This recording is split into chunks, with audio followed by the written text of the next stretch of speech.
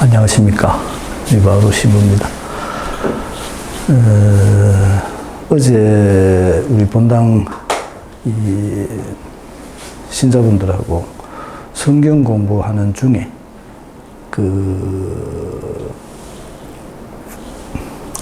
성당에 오지 않는 사람들의 구원에 대한 질문이 나왔었어요. 근데 성당에 오지 않는 사람들의 구원에 대한 질문이 나오게 된 계기가, 내가 믿음을 갖는다는 것이 내 스스로가 무언가를 결정해서 내가 행동하는 것이 아니고 하느님의 영의 이끄심에 응답하는 것이다. 그 얘기를 했거든요. 근데 이 두 개를 아직 구별을 잘 못 하더라고요. 구별을. 그걸 잘 알아야 됩니다.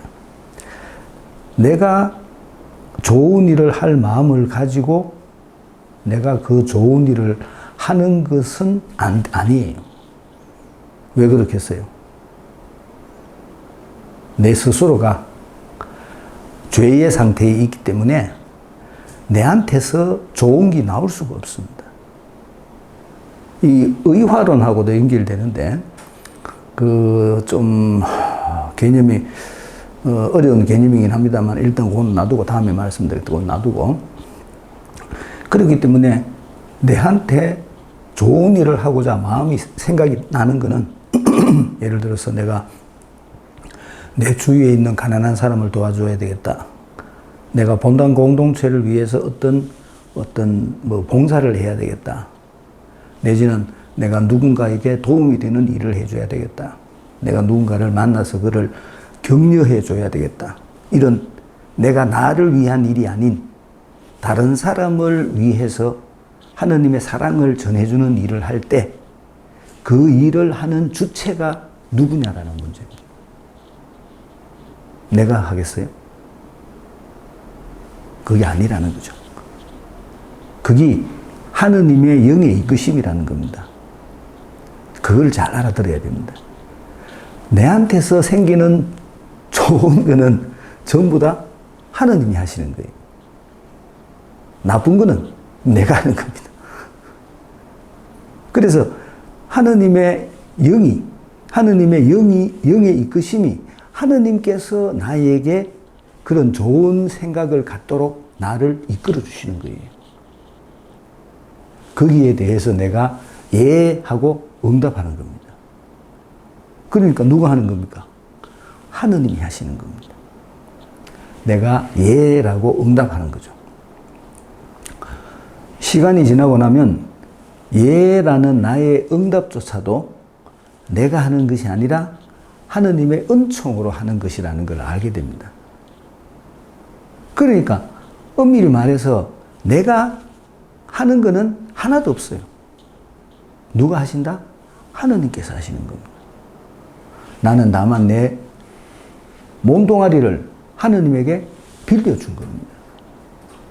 하느님께서 내한테 좋은 일을 하고자 하는 마음을 주시고 또 하느님께서 나로 하여금 그 일에 응답하도록 해주시고 나는 내 몸을 이용해서 하느님의 이끄심에 응답하는 것 뿐입니다. 이게 누구 공로예요? 내 공로가 아닙니다. 하느님의 공로입니다. 하느님의 공로인데 내가 내 몸뚱이를 하느님한테 빌려드렸으니까 내 속에 하느님의 영이 대신 성장하게 되는 거죠. 내 속에 하느님의 영이 성장한다는 것은 하느님의 이끄심에 내가 더 잘 응답하게 된다는 겁니다. 내가 하느님의 이끄심에 더 잘 민감하게 응답할 줄 알게 된다는 겁니다. 그게 내 속에 하느님이 성장한다는 겁니다. 그리스도께서 내 안에 충만하실 때까지 그런 표현이죠. 그래서 내가 이 몸뚱이를 통해서 내 안에 있는 하느님의 영을 성장시키는 겁니다. 반대는 나쁜 일, 이거는 내가 하는 겁니다. 나를 위한 일을 하는 거, 그게 나쁜 일입니다. 내 욕심, 내 욕구, 내 이익, 내 핏줄을 위한 일, 요런 거는 나를 위한 일이죠. 나를 위한 일은 내가 하는 겁니다. 나를 위한 일에 하느님은 절대 관여하지 않습니다. 그런데 나를 위한 일은 나쁜 일입니다. 하느님은 나를 선으로 이끄십니다. 나에게 좋은 일을 할 욕구를 갖도록 해주시는 거죠. 그게 영의 이끄심. 내가 하는 게 아닙니다. 우리는 하느님의 영의 이끄심에 응답하는 겁니다. 옛날에 공의예전에는 교회가 그런 걸 가르쳤습니다. 공덕, 덕을 쌓아라. 신덕, 기도하는 것도 덕이다. 내가 덕을 쌓는 것이 마치 내가 하는 것처럼 그렇게 얘기를 했는데 사실은 그거는 굉장히 율법적인 겁니다.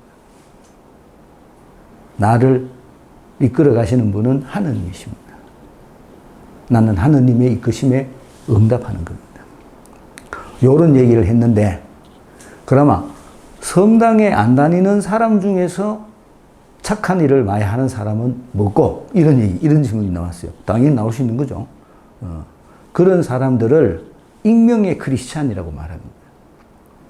전에 한번 몇 년 전에 한번 설명을 드렸는데, 익명의 크리스찬이라는 말은 뭔 말인가 하면, 인간은 태어날 때부터 하느님으로부터 태어났기 때문에, 인간은 본성 속에 하느님과 본성을 공유하는 부분이 있답니다.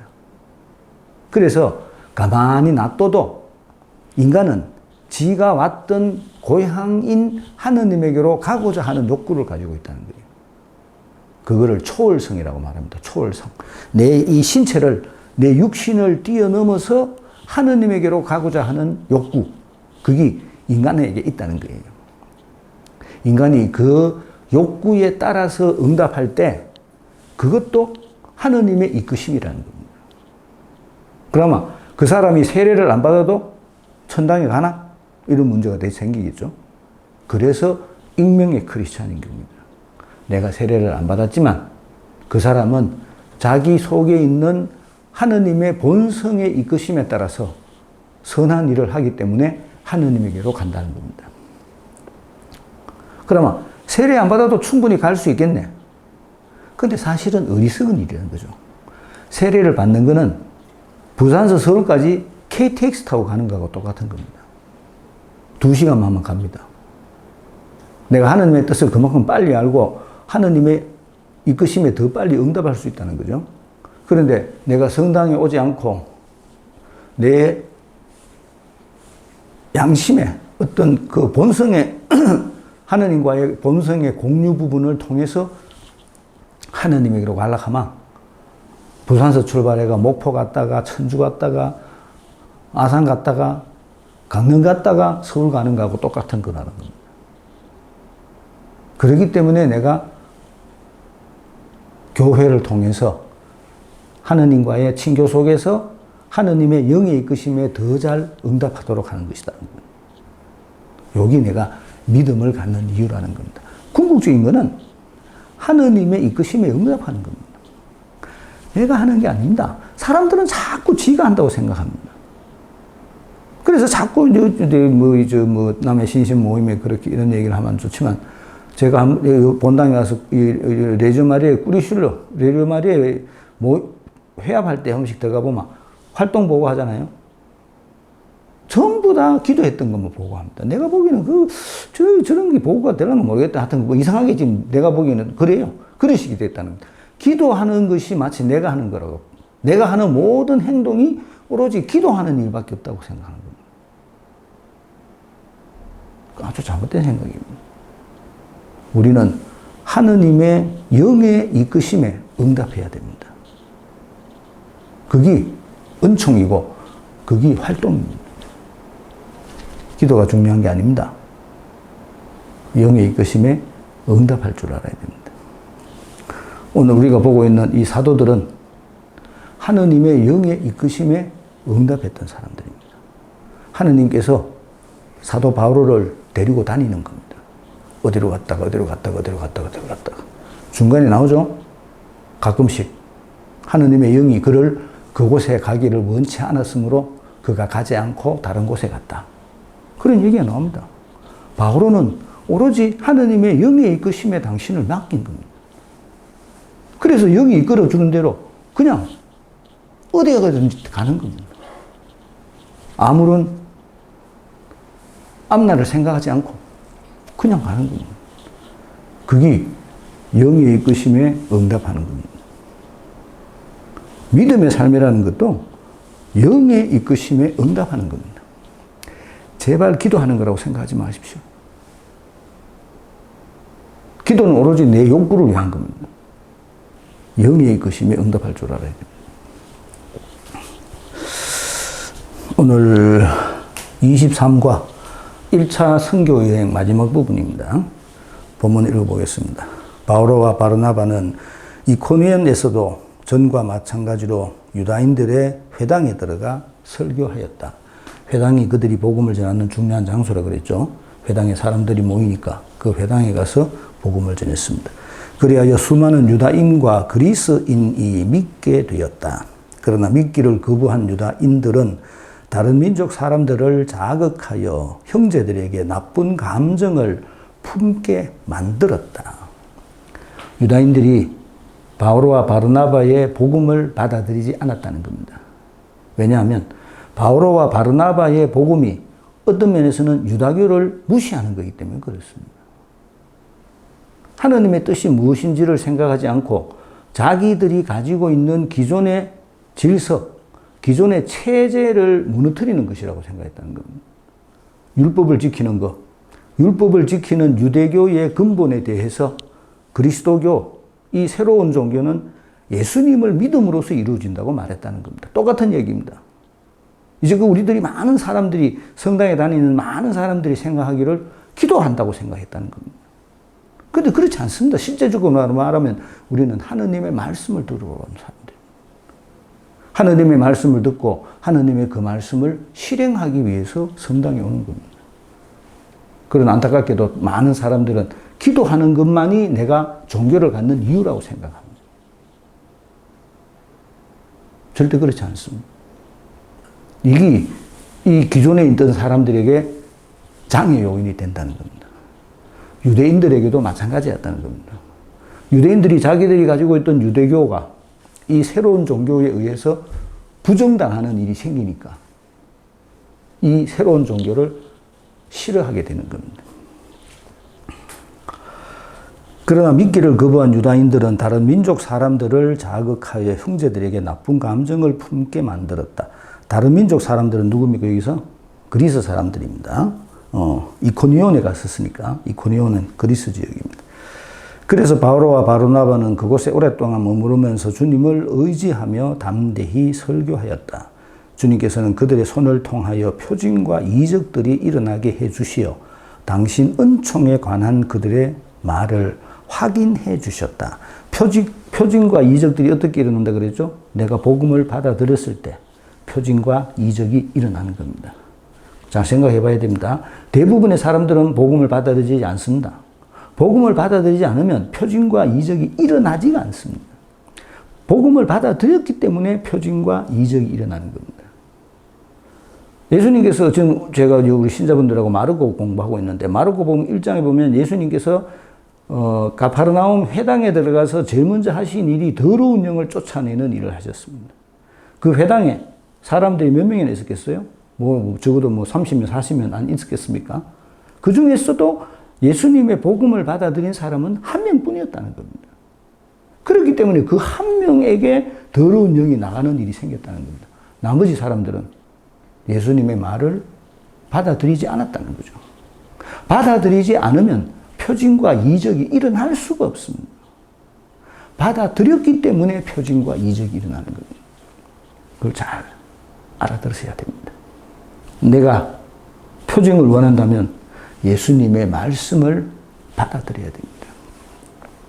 전에도 말씀드렸듯이 많이 아는 게 중요한 게 아닙니다. 깊이 아는 게 중요합니다. 예수님의 말씀이 얼마나 깊이 내 심장에 뚫고 들어오느냐. 그 차이점입니다. 그게 깊이 들어오면 깊이 들어올수록 내한테 표징이 일어납니다. 대부분의 사람들은 거부합니다. 왜 거부하겠어요? 지금 있는 내 모습이 안정되기를 원하거든요. 지금 내 모습이 안정되기를 원하면 예수님의 말씀은 받아들일 수가 없습니다. 왜? 예수님의 말씀은 도전입니다. 도전. 내가 생각하는 안정을 깨는 겁니다. 그런데 사람들은 지 생각만 하거든요. 지가 생각하는 안정, 지가 생각하는 믿음, 이것만을 생각하는 겁니다. 이것만을 생각하면 예수님 말씀은 절대 받아들일 수 없습니다. 그러니까 표징과 이적이 일어날 수가 없는 겁니다. 그리하여 그 도시 사람들이 둘로 갈라져 한쪽은 유다인들의 편을 들고 다른 쪽은 사도들의 편을 들었다. 그런데 다른 민족 사람들과 유다인들이 저희 지도자들과 더불어 사도들을 괴롭히고 또 돌을 던져 죽이려고 하였다. 바오로와 바르나바는 그 일을 알아채고 리카오니아 지방의 도시 리스트라와 데르베와 그 근방으로 피해갔다. 지금으로 말하면 그 터키에서 지중해 쪽에 있는 도시들입니다. 그들은 거기에서도 복음을 전하였다. 리스트라에는 두 발을 쓰지 못하는 사람이 하나 있었는데 그는 안전뱅이로 태어나 한 번도 걸어본 적이 없었다. 안전뱅이 얘기입니다. 안전뱅이 얘기 또 어디에 나오죠? 베드로가 성전, 솔로몬 행각 성전에 있는 저 앞부분에 3장에 사도행전 3장에 나오죠. 베드로가 안전뱅이를 이밭에 세웁니다.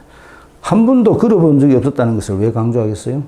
한 번도 걸어본 적이 없었다는 것을 강조하는 이유가 대부분의 경우에 안전뱅이가 낫고 일하면 사람들은 뭐라고 그런가 아마 쇼한다고 생각하는 겁니다. 저 사람이 잘 걷다가 요 순간에 못 걷는 척하고 있다가 다시 일어났다고 얘기하기 때문에 한 번도 걸어본 적이 없다는 것을 강조합니다. 그가 바오로의 설교를 듣고 있었는데 그를 유심히 바라본 바오로가 그에게 구원받을 만한 믿음이 있음을 알고 구원받을 만한 믿음이 있다는 말의 의미는 뭐겠어요? 그가 복음을 받아들였다는 겁니다. 복음에 관심이 많다는 거죠. 그 복음이 진짜 그 사람에게 복음으로 다가왔다는 겁니다. 그렇기 때문에 구원받을 믿음이 있다고 얘기한 거죠. 두 발로 똑바로 일어서시오 하고 큰 소리로 말하였다. 복음 말씀입니다. 그러자 그가 벌떡 일어나 걷기 시작하였다. 군중은 바오로가 한 일을 보고 리카오니아 말로 목소리를 높여 신들이 사람 모습을 하고 우리에게 내려오셨다 하고 말하였다. 그들은 바르나바를 제우스라 부르고 바오로를 헤르메스라 불렀는데 바오로가 주로 말하였기 때문이다. 도시 앞에 있는 제우스 신전의 사제는 황소 몇 마리와 화환을 문으로 가지고 와서 군중과 함께 제물을 바치려고 하였다. 사람들의 생각입니다. 신을 봤으니까 신에게 제물을 바쳐야 된다고 생각하죠. 그게 보통 사람들의 생각입니다. 바르나바와 바오로 두 사도는 그 말을 듣고서 자기들의 옷을 찢고 군중 속으로 뛰어들어 소리를 지르며 말하였다. 여러분 왜 이런 짓을 하십니까? 우리도 여러분과 똑같은 사람입니다. 우리는 다만 여러분에게 복음을 전할 따름입니다. 여러분이 이런 헛된 것들을 버리고 하늘과 땅과 바다와 또 그 안에 있는 모든 것을 만드신 살아계신 하느님께로 돌아서게 하려는 것입니다. 복음입니다. 복음을 전하게 한다는 겁니다. 복음을 전할 따름입니다. 그 복음은 누구에 대한 이야기입니까? 살아계신 하느님께로 돌아서게 하려는 것이다. 살아계신 하느님. 그 하느님이 어떤 하느님? 하늘과 땅과 세상을 창조하신 하느님. 세상을 창조하신 그 하느님에게로 여러분들이 돌아가도록 하기 위해서 우리는 여러분들에게 복음을 전하는 도구일 뿐이다. 이 말입니다. 도구. 내가 하느님이 아니다. 도구일 뿐이다. 그 얘기를 하는 겁니다. 지난날에는 하느님께서 다른 모든 민족들이 제 길을 가도록 내버려 두셨습니다. 예수님이 오기 전에 이 시대를 얘기하죠. 그러면서도 좋은 일을 해 주셨으니 당신 자신을 드러내 보이지 않으신 것은 아닙니다. 끊임없이 당신을 보여주셨다는 겁니다. 이 자연계시라고 그러죠. 자연계시. 끊임없이 당신을 이 자연적인 것을 통해서 당신을 드러내 보이셨다는 겁니다. 곧 하늘에서 비와 열매 맺는 절기를 내려주시고 여러분을 양식으로 여러분의 마음을 기쁨으로 채워주셨습니다. 그들은 이렇게 말하면서 군중이 자기들에게 제물을 바치지 못하도록 겨우 말렸다. 그런데 안티오키아와 이코니온에서 유다인들이 몰려와 군중을 설득하고 바오로에게 돌을 던졌다. 그리고 그가 죽은 줄로 생각하고 도시 밖으로 끌어내다 버렸다. 돌은 어떤지입니까? 신성모독입니다. 신성모독. 바오로와 신성모독을 했다는 거죠. 왜? 그가 전하는 새로운 종교가 유대교를 박해한다고 생각했다는 겁니다. 그러니까 돌을 던져서 죽이려고 했다는 거죠. 그러자 제자들이 둘러싸자 그는 일어나 도시 안으로 들어갔다. 이튿날 그는 바르나바와 함께 데르베로 떠나갔다. 바오로와 바르나바는 그 도시에서 복음을 전하고 수많은 사람을 제자로 삼은 다음 리스드라와 이코니온으로 갔다가 이어서 안티오키아로 돌아갔다. 그들은 제자들의 마음에 힘을 복받아 주고 계속 믿음에 충실하라고 격려하면서 우리가 하느님의 나라에 들어가려면 많은 환난을 겪어야 합니다 하고 말하였다. 그리고 교회마다 제자들을 위하여 원로들을 임명하고 중요한 이야기를 합니다. 원로들을 임명했다. 교회의 원로라는 말이 어떤 의미에서는 그 교회의 그 지역 교회의 자문단 같은 겁니다. 원로들이니까 자문단. 그 사람들을 임명하고 단식하며 기도한 뒤에 그들이 믿게 된 주님께 그들을 의탁하였다. 바오로와 바르나바는 피시디아를 가로질러 밤필리아에 다다라 페르게에게서 말씀을 전하고서 아탈리아로 내려갔다. 거기에서 배를 타고 안티오키아로 갔다. 바로 그곳에서 그들은 선교 활동을 위하여 하느님의 은총에 맡겨졌었는데 이제 그들이 그 일을 완수한 것이다. 그들은 도착하자마자 교회 신자들을 불러 하느님께서 자기들과 함께 해주신 모든 일과 또 다른 민족들에게 믿음의 문을 열어주신 것을 보고하였다. 그리고 제자들과 함께 오래 머물렀다. 전도여행, 첫 번째 전도여행이 이제 끝이 났던 겁니다. 안티오키아에서 출발해가지고 안티오키아 북쪽으로 해서 이 지금으로 말하면 터키 남부, 지중해 해안 쪽에 있는 터키 남부를 쭉 지나가지고 다시 안티오키아로 돌아오는 그런 선교 여행을 했다는 겁니다. 이런 선교 여행을 했는 것이 바오로가 미리 앉아가지고 사전에 계획을 해서 여행을 했겠습니까? 그렇지 않다는 거죠. 선교 여행은 내가 이제 길을 떠난다. 길을 떠나고 다음 목적지까지만 아마 생각했을 겁니다. 다음 목적지였지. 가까운 곳에. 그곳에 가면 신자들이 있는 공동체가 있든지 아니면 유대인들 회당이 있든지 내가 가서 복음을 전할 수 있는. 가서 어디 가서 밥 얻어먹고 이런 것도 계획 생각했겠습니까? 아무런 계획이 없습니다. 그냥 가는 겁니다. 그냥 가는 겁니다. 진짜로 하느님 영의 이끄심에 따라서 가는 겁니다. 이곳에서 다음 고을로 갔다가 그 다음 고을에서 또 복음을 전하고 살고 밥 얻어먹고 있다가 또 그 다음 고을로 또 가는 겁니다. 또 그곳에 있다가 또 거기서 들리는 소문에 그쪽에 가면 뭐 사람들이 있다 하고 그리스도교를 믿는 사람들이 몇몇 무리가 있다고 생각하면 거기서 출발해서 또 그리 가는 겁니다. 무계획. 아무런 계획 없이 오로지 영의 이끄심에 따라서 이 지역을 떠나서 다음 지역으로 가고 다음 지역을 떠나서 또 그 다음 지역으로 가고 또 그 다음 지역을 떠나서 또 그 다음 지역으로 가고 반대하면 옆집으로 갔다가 또 다른 곳에 가가 저쪽에서 들리는 소문을 듣고 갔다가 돌아오는 길에 가면서 복음을 전했던 곳을 다시 역순으로 돌아오면서 그들이 얼마나 잘 복음 말씀에 따라서 생활하고 있는 길을 확인하고 또 그들을 격려하고 그렇게 왔다는 겁니다. 사람 숫자는 많았겠습니까? 몇 명 안 됐죠. 주로 모이는 곳이 어디였습니까? 주로 모이는 곳은 가정집입니다. 가정집. 2000년 전에 가정집 한번 상상해 보십시오. 그들 집이 가지고 있는 그 크기가 어느 정도 됐겠습니까? 우리가 보통 가끔씩 옛날 이 로마 시대 때 그 영화 같은 거 보면 아주 화려한 그런 거는 정말로 귀족들이나 돈 많은 사람들이나 그런 집이 살았지. 이런 복음을 전해받았던 이런 서민들의 삶은 어떻겠습니까? 거의 짐승들 사는 거하고 똑같은 수준입니다. 근데 그런 곳에 가서 복음을 전하고 그런 곳에 가서 신자 3명, 4명, 5명 같이 우리가 같이 얘기 나누고 요즘 우리말로 하면 말씀 나누기 하고 그들과 같이 성찬절례를 하고 그리고 왔다는 겁니다. 오로지 하느님의 영의 이끄심에 의해서만이 가능한 일을 사도 바오로가 그렇게 했다는 겁니다. 그게 사도 바오로의 전교 여행입니다. 우리가 생각하는 것처럼 우리 보통 지금 어디 외국에 여행 갈 때 계획 세우듯이, 예? 비행기표 티켓팅하고 호텔 다 정하고 여행 갈 때 어디 가고 순서 정해놓고 그래가 이동하는 거 다 시간 정해가 부킹하고 그런 개념하고는 전혀 맞지 않는 그런 생각입니다. 이건 누가 합니까? 다 계획하고 플래닝 짜고 하는 거는 내가 하든지 아니면 패키지 여행사에서 해두든지 우리는 철저하게 준비해가 그렇게 합니다. 이거 누가 하는 겁니까? 내가 하는 거라는 겁니다. 그거는. 그런데 이 선교 여행은 오로지 하느님의 영의 이끄심에 의해서 성령께서 원하시는 대로 하느님의 영이 나를 충동질하는 대로 그렇게 여행을 간다는 겁니다.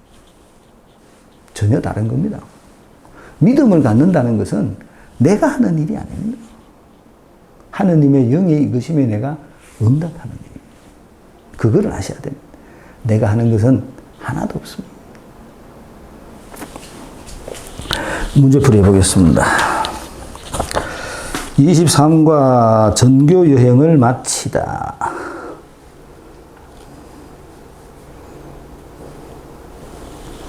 이코니온 설교 도시 사람들의 분열 피해가다. 리스드라의 안전병이 일어나 걸었다. 사람들은 신이라 착각. 신전의 재물을 똑같은 사람입니다. 복음을 전할 따름 바오로에게 돌을 데르베로 다시 안티오키아로 원로를 임명 그들을 의탁 보고하였다. 1번 바오로의 여행 과정을 살펴봅시다. 아까 쭉 나왔죠. 첫 번째 절에 나오는 게 뭐든가 하면 바르나바는 이코니온에 가서 회당에 들어가서 사람들에게 복음을 전했다고 얘기를 합니다. 그리고 6절에 보면 어디 갔노? 리카오니아 지방의 도시 리스드라와 데르베와 그 근방으로 갔다. 그렇게 되어 있죠.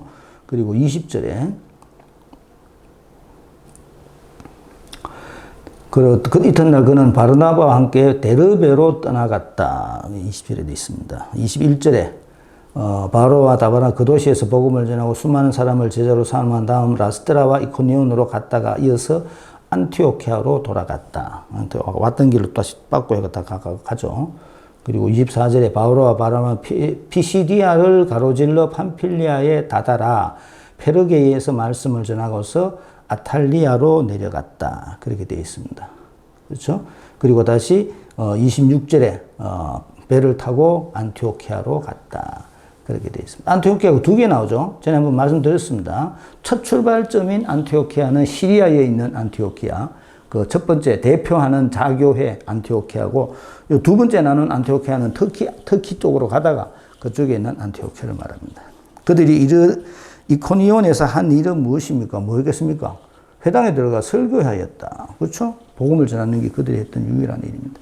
바오로의 설교로 그 도시에는 어떤 일이 일어나게 되었습니까? 분열이 일어났다 그랬죠. 그리하여 그 도시 사람들이 둘로 갈라져 한쪽은 유다인들의 편을 들고 다른 쪽은 사도들의 편을 들었다. 설교를 듣고 예수님을 주님으로 받아들이는 사람이 있는가 하면 과거 그대로 유대교를 인정하려고 하는 사람이 있었기 때문에 그들 사이에서 충돌이 일어났다는 겁니다. 리스드라에서 그들이 만난 사람은 누구였습니까? 안전뱅이를 만났다 그랬죠. 그 안전뱅이에게 힘이 있다는 것을 보고 그에게 한 말, 5번 그의 믿음을 확인한 바오로가 그에게 한 말은 무엇입니까? 두 발로 똑바로 일어서시오. 일어서시오가 중요합니다. 일어서시오. 부활이라 그랬습니다. 일어서시오. 그렇게 얘기를 했습니다. 6번 도시 사람들은 바오로나 바르나바를 무엇으로 오해했습니까? 그들은 바르나바를 제우스라 부르고 바오로를 헤르메스라 불렀다. 헤르메스 해석하는 말입니다. 말을 잘하기 때문에 헤르메스라고 불렀다는 겁니다. 7번 사도들은 도시 사람들에게 자신들의 역할이 무엇이라고 말합니까? 15절에 우리는 다만 여러분에게 복음을 전할 따름입니다. 우리는 복음을 전하는 사람이지 하느님이 아니다 이 말입니다. 8번 다른 지역의 유다인들이 사도들에게 어떤 일을 하였습니까? 안티오키아와 이코니온에서 유다인들이 몰려와 군중을 설득하고 바오로에게 돌을 던졌다. 그리고 그가 죽은 줄로 생각하고 도시 밖으로 끌어내다 버렸다. 돌 던졌다는 거죠. 그리고 끄잡냈다. 사도들이 신도들의 자유를 위하여 한 일은 무엇이었습니까? 23절에 뭐 했다 그랬습니까? 그 제자들을 위하여 원로들을 임명하고 그리고 그들이 믿게 된 주님께 그들을 의탁하였다. 원로를 임명하는 이유는 자치권을 위해서입니다. 자치권. 우리 요즘 말로 하면 쉽게 말하면 소공동체 하나 만들어준 거죠. 소공동체. 그래서 대표를 임명해 준 겁니다. 네가 이 사람들하고 함께 하느님의 뜻에 맞는 공동체 생활을 해라. 그렇게 해서 원로를 임명해 준 겁니다. 10분 사도들은 안티오키아에 도착하여 무엇을 하였습니까? 하느님께서 자기들이 했던 일이 그 선교 여행의 결과를 이제 안티오키아 사람들에게 전해준 겁니다. 그렇게 해서 첫 번째 선교 여행을 마치게 됩니다. 바로는 오로지 자신의 모든 삶을 하느님의 이끄심에 내맡길 줄 알았습니다. 그래서 하느님의 이끄심에 따라서 그렇게 살아갔던 겁니다. 인간의 계획에 의해서가 아니라 오로지 하느님의 이끄심에 응답했던 겁니다. 우리들도 내가 믿음을 가진 사람이라면 하느님의 이끄심에 응답할 줄 알아야 합니다. 하느님께서 나를 항상 이끌고 가십니다. 중요한 것은 내가 그거를 못 알아챈다는 겁니다. 하느님의 이끄심에 내가 민감하게 반응하고 그리고 하느님의 이끄심에 응답할 줄 알아야 되겠습니다. 마치겠습니다. 안녕히 계십시오.